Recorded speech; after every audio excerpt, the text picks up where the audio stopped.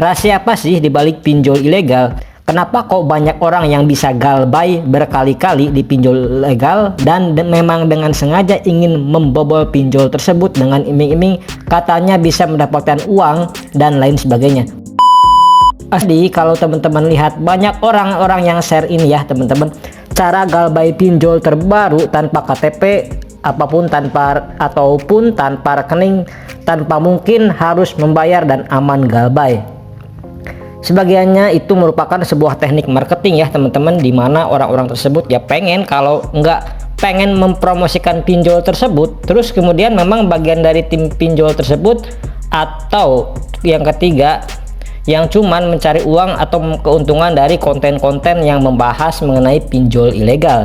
Karena percaya atau enggak, jadi teman-teman harus tahu, yang pertama adalah mungkin media promosi, yang kedua adalah orang yang dibayar, ya termasuk salah satu media promosi juga ya teman-teman, dimana sebenarnya kalau teman-teman mencoba itu kan resikonya ditanggung sendiri, dan si konten kreator juga yang mempromosikan baik itu di IG, di TikTok, di YouTube, itu malah mendapatkan keuntungan besar teman-teman. Sedangkan teman-teman yang mencoba galbay di pinjol ilegal tentu akan sangat dirugikan, karena yang pertama data teman-teman itu udah masuk ya, udah disimpan di server pinjol ilegal tersebut, yang mana ini bisa kemungkinan besar potensinya itu resikonya sangat tinggi ya teman-teman, bisa sampai rekening teman-teman itu dibobol. Kemudian data KTP teman-teman bisa dipakai di tempat lain ya untuk minjol, dan berbagai macam hal resiko yang bisa teman-teman kena.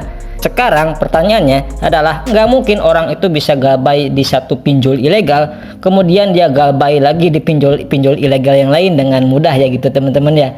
Nah ini kan terkenal mafia ya teman-teman, mungkin sangat besar dan sangat kuat ya. Mati satu tumbuh 1000, diblokir OJK satu, banyak ya teman-teman pinjol-pinjol ilegal yang baru bermunculan. Artinya kalau teman-teman pinjam 5 juta, maka total denda yang akan teman-teman dapatkan yaitu sebesar 5 juta juga ya teman-teman. Apa saja sih resiko terberat, ataupun mungkin apa aja sih yang membuat teman-teman merasa takut dan yang harus teman-teman perhatikan ketika teman-teman terlambat bayar atau tidak bisa bayar tagihan pinjaman online EasyCash. Nah di video kali ini saya akan membahas masalah atau resiko yang pertama ya teman-teman. Yang pertama jelas yaitu masalah denda ya. Denda itu cukup besar ya teman-teman. Jadi kalau teman-teman ada denda itu tetap memberatkan ya, meskipun denda tersebut tidak akan melebihi dari 100% dari pinjaman teman-teman. Namun di sini yang kita perlu perhatikan, kalau teman-teman memang telat 1 hari 2 hari, itu proses perhitungannya itu per hari ya teman-teman.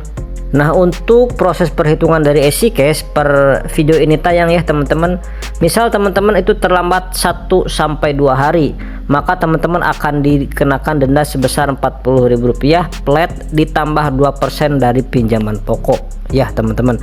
Jadi kalau 2% dari 100.000 itu kan yang berarti 2.000 ya teman-teman, berarti teman-teman harus nambah 40.000 ditambah 2.000 jadi 42.000. Itu untuk 1 sampai 2 hari aja teman-teman.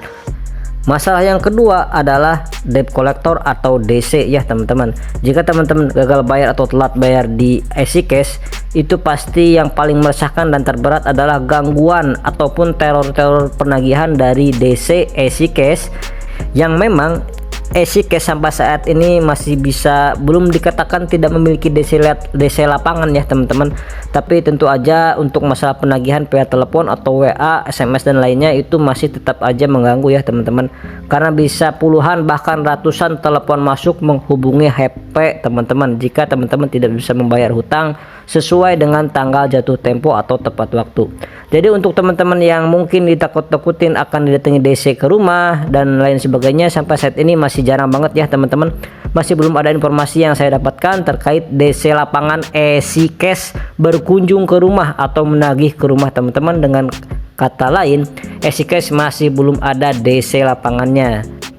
Nah yang ketiga yaitu pastinya skor kredit ya teman-teman. Jelas untuk aplikasi pinjaman online EasyCash itu sudah masuk ke slick OJK, dimana nanti teman-teman itu telat bayar 3 bulan itu akan masuk ke sistem slick OJK, dan itu bisa mengakibatkan reputasi teman-teman di slick OJK itu akan buruk ya, seperti itu ya teman-teman. Mungkin cukup sekian di video kali ini, mudah-mudahan informasi bermanfaat untuk teman-teman semuanya. Saya pamit, wassalamualaikum warahmatullahi wabarakatuh.